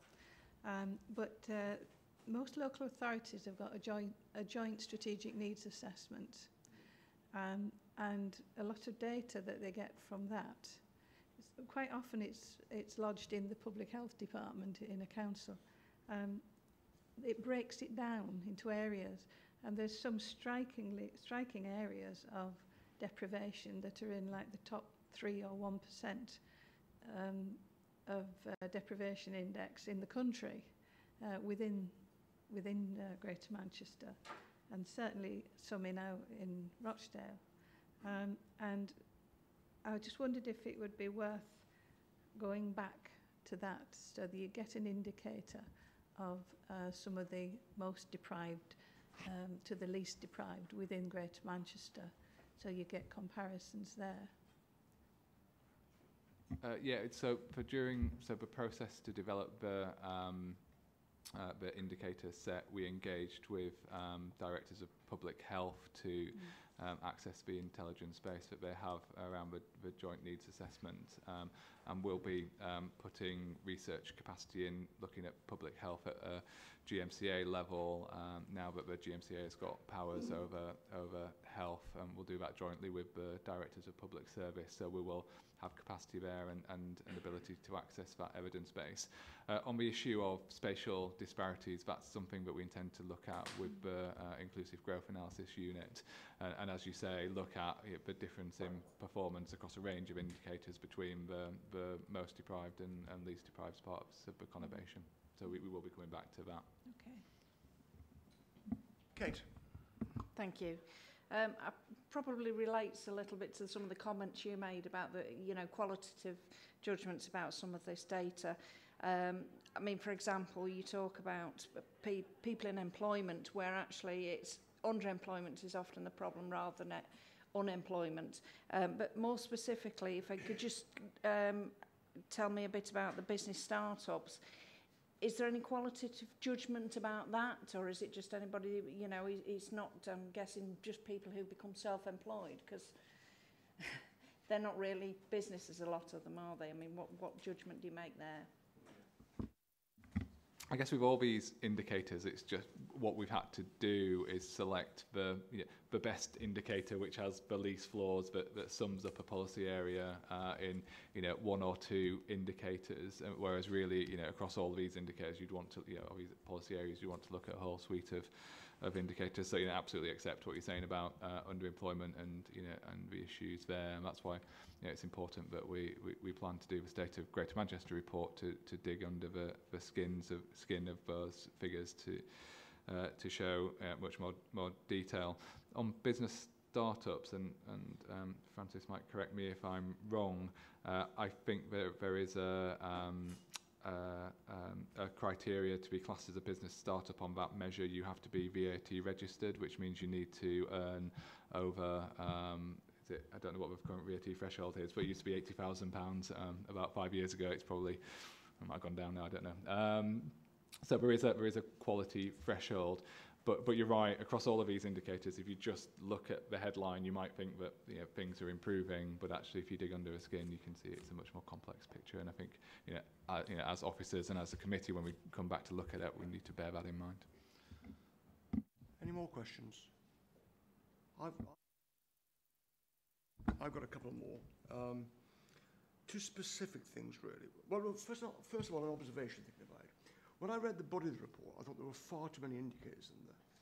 There's reams and reams. When I got through to these things, which I thought were excellent, what I was really pleased about is your key indicators and your supporting indicators. So lots of things I had concerns over too much detail were in the supporting indicators. So I think you've got the balance right there from that perspective. But then having said that, a specific point, and that's on priority 2, young people equipped for life. And in the supporting indicators, you look at attainment at key stage 2.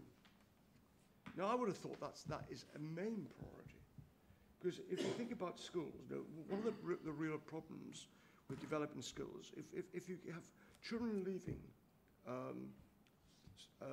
junior school, primary education, without the basic skills in English and maths, they never catch up. And that's a real warning indicator, you know, if children are falling behind at that juncture. So whilst I agree entirely that you also need to have, you know, the attainments 8 scores, which are obviously the old 5 plus 8 A star to C GCSEs. I just do believe that you should reconsider not, you know, having it in something at, if you like, primary level. To me, I don't know what the committee think about that. I think it is so important that we understand, you know, if children are getting the right level of English and maths in particular, and I guess these IT skills as well, when they actually leave the primary sector.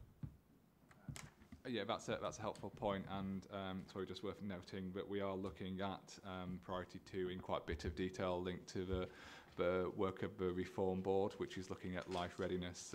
We are currently trying to devise a measure of life readiness in the same way that we've got a measure of school readiness, and we've been doing workshops with young people themselves to say, well, what does it mean to you to be life ready, and what are the skills that you need? You know, so is it being able to do your own banking, cook your own meal, be digital savvy, and so on. So we'll be looking at that. But I absolutely take your point about the importance of primary school education and making sure that that's reflected in that.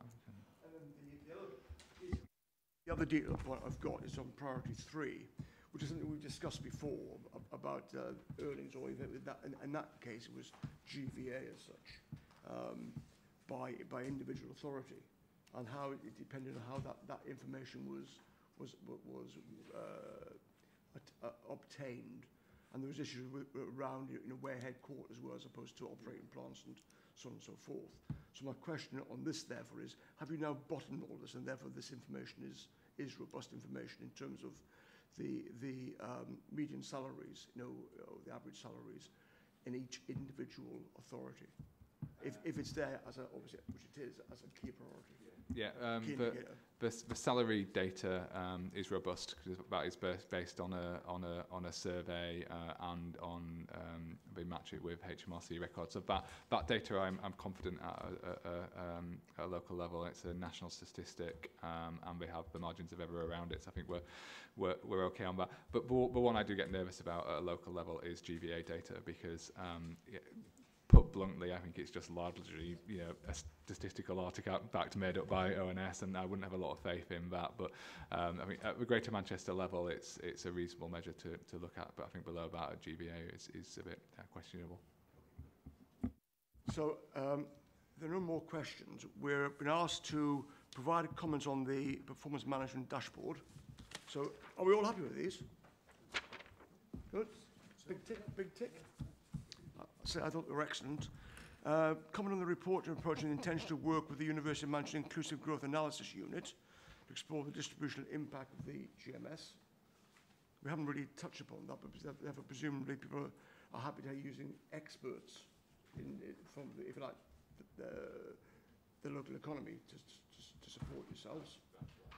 And then note that the first full performance and update, will return to this committee in April alongside the refreshed GMS implementation plan for 2018-20.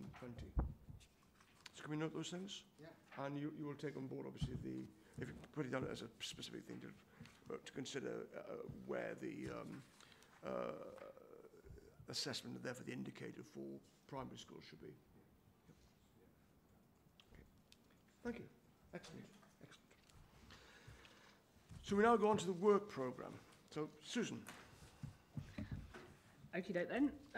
Well, you have quite a full and exciting work programme scheduled for your committee meeting in March. You've got 4 items. Some of them will be rather, I think the amendment to skills funding paper, I think, is going to be relatively modest. So, but, you know, we're going to have to be very focused at that meeting.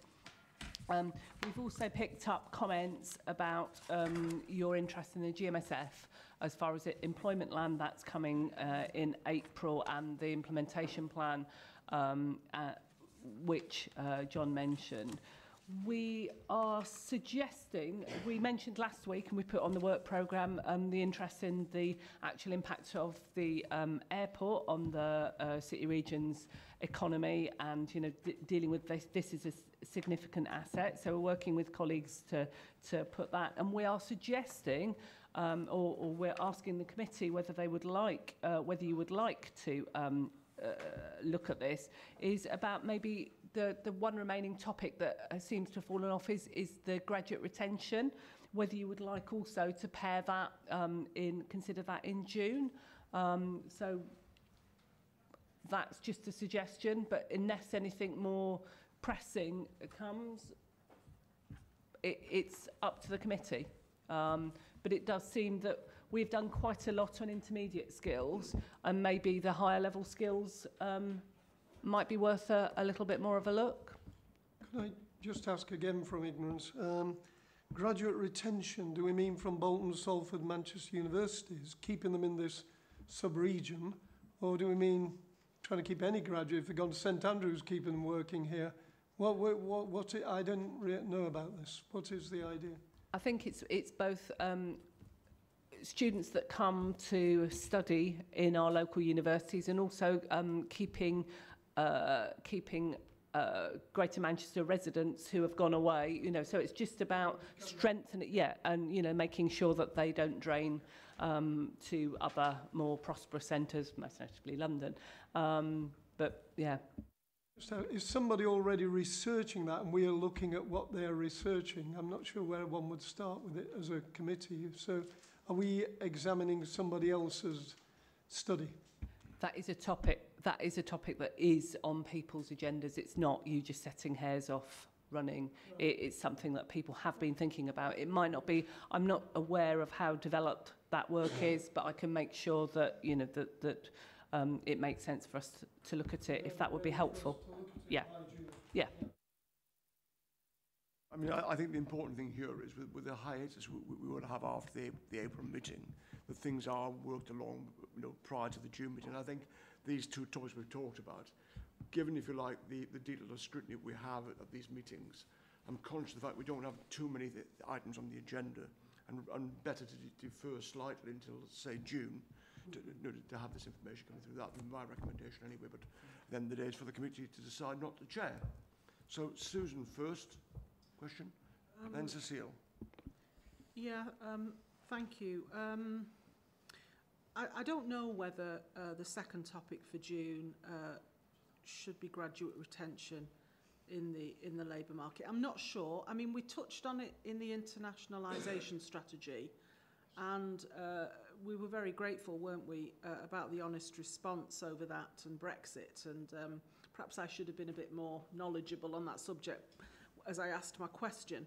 What I have thought about is that there are a couple of things going on around the subjects you identified for task and finish groups. So, for example, Sir Richard Leese is leading on this Good Employment Charter. And I thought, well, in a sense, you can do some pre-scrutiny work on that, can't you? The fact that you've identified you like this topic as a task and finish, and in a sense, that's sort of kicking off and starting, and I could see a really good role there for something that this committee can do that is really pre-scrutiny. But what I'm worried about is getting to the end of the year and feeling like I've not in main committee done something that really is on low pay. Now, you might say, well, don't worry, just leave it because we've not done a full year. But it's been mentioned again for a second time that there is excellent information in Greater Manchester about what's called the deep dive work on low pay. And I've not read it myself, but I am aware that some of it absolutely links to what they describe as quite a lot of, when you look at the employment picture across Greater Manchester, we're to be minded just how many small companies there are. It's easy to think we're a city region of a big public sector, but actually, and I feel that by the end of the first year, which I know is not a full year, I would like, and it doesn't feel like it's difficult for somebody to go through some of that with us personally. So it would be about us understanding, because the deep dive work, the low pay information in Greater Manchester that our officers and politicians have, is obviously forming a strong basis for, if you like, the industrial strategy. That's why it was mentioned today. the internationalisation strategy, inclusive growth policy, all the things that we look at. So there's a subject. I mean, there are other subjects that I would say going onwards that this committee might want to look at, but you might say, but that's going to be in the next council year, if you like, and you're going to have to come to the first meeting, get yourself reappointed or whatever. I think looking at the growth company, which has been mentioned today. You know, I don't know what how far our remit extends, but the local enterprise partnership and its inclusive way of working was mentioned today, that we possibly have one of the best local enterprise partnerships in the country, because we've got one that actually concerns itself with public sector reform, and that there is an excellent partnership with public sector leaders and public politicians and business, and that everybody's combined to develop inclusive growth. So I would really welcome if there's an officer or politician that works at the local enterprise partnership and wants to come and talk about that. I think the only other thing that I'd scribbled down, but it's because it's a university organisation, is the Inclusive Growth Analysis Unit. But John Holden might advise that, well, actually that's going to come up all the time when we bring our performance issue here. But again, it does link to some of the poverty and equality issues that many of us care about here. So those are just some of the themes for the future. But I think if you made me choose, I would like to go for low pay as the subject to go with the Manchester Airport economic impact. I do think we should get that done, because it was something that was recommended right at the beginning of the year, and we do have an interest in it. But if others want to support me, the deep dive work, low pay across the city region. Thank you. What we'll obviously do, we'll take on board your observation, but clearly what I'm more concerned about is at the moment is what we're considering in the current year. And June, because it's the first meeting, but also we had a meeting with chairs and vice chairs yesterday, and of all three committees, and there are issues to be sorted out in terms of the protocols and practicalities of the handovers, etc., etc. So we'll reflect on those points and see what we can do for going forward to anything. Do you want to add to that, Susan? Well, is a quick question concern that low pay? All right, I was just going to ask if you didn't. Yeah. It just comes on from what Susan was saying.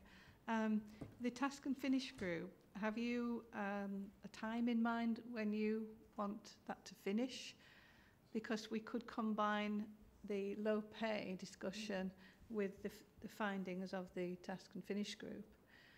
But also it might be, if Susan, if you're interested in that, if you could join this group. Oh, sorry. Will my microphone work if yours is on? Sorry. I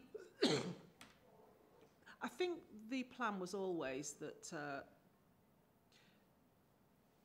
perhaps task and finish would report to the main group, but I've always believed that inclusive growth and something like low pay, I don't want it to slip off the main agenda. So I've always expected at least once in the yearly cycle there would perhaps be something substantial on that. So that's the only reason why I mentioned it here as an actual formal item at the meeting, that we can all, representing our local boroughs, give our views on, raise some questions and so on. And you've obviously got some pay matters, and it's not just going to be pay at that task and finish, is it? It's going to be terms. We all know how important terms of employment are as well. So I'll stick with still going for that in June, or whatever Susan's doing with the agenda as an item at the moment. And of course I do value that task and finish group, yeah. Sorry. Why I asked, the answer to your questions, why I asked, Cecile, Chair, was go on. Because if we are going to have that in the June session, if the task and finish is going beyond that, we can take that as part of what we're dealing with as well. What I was going to say was obviously ideally it would come to the April meeting, but I think realistically that isn't going to happen, I don't think. So what do you think, Susan? Well, obviously, I've had discussions with a couple of members just before the meeting, and I'm having discussions with another couple of members after the meeting about the task and finish scope. Given the kind of strength of interest of the whole committee in the inclusive growth agenda, I think there's been some useful leads in your discussions today, really useful leads.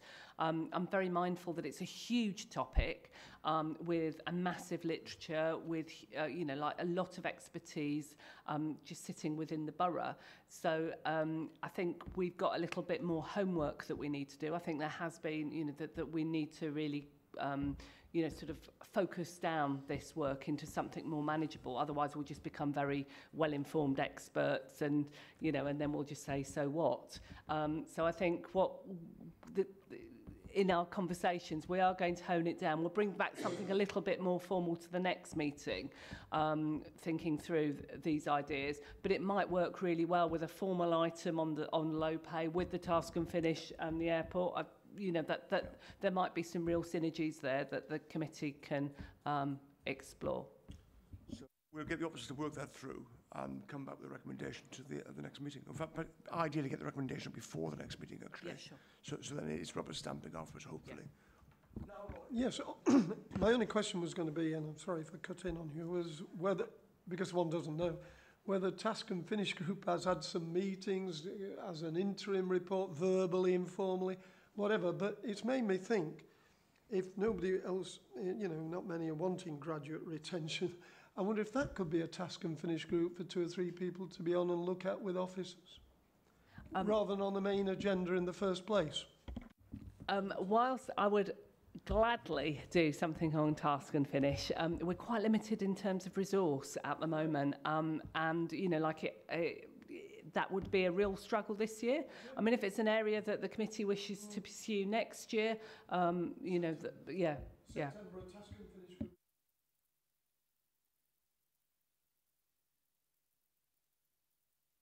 Yeah, I mean, again, we discussed this as chairs and vice chairs yesterday, and I think the consensus was, because all the groups, all the committees want to do task and finish groups, then I think the realism was, probably no more than 1 per committee per year, really, and it's so I think what we have to manage, if you like, resource and manage expectations, frankly.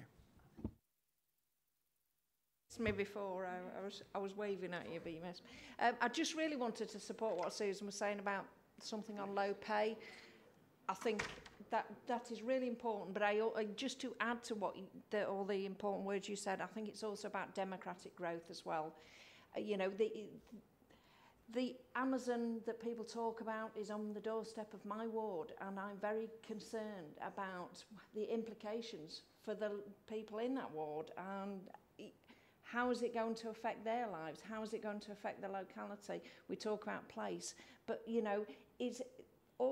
I can't get excited about inward investment if it means people's lives are made worse. It may not do, but we need to look at the low pay in terms of, do they have a say in how their places are developed and how their growth impacts on them? Are they getting the benefits of that growth? So I think those 2 things are linked. I'm being a bit hazy there, but really, it's kind of quite a lot that needs to go into that subject. I'm sure that it'll be picked up by Susan and articulated in the right sort of way in terms of a joint, if you like, output. Yeah. Any more questions? Well, I thought that'd be a very quick. Sorry. I keep forgetting to do this. In Rochdale Council, the chair's mic stays on the whole time, actually. So I do apologise. I thought it was going to be a very quick item, but you've had some good ideas, actually. So that's great, and that's what it should be all about, actually. So we'll take this forward, and clearly this year it's been a bit concertina. Hopefully in next year we'll be under sort of a smoother, more planned path. Thanks for your input, thanks for your enthusiasm yet again, and thanks for your attendance. See you next time. Bye.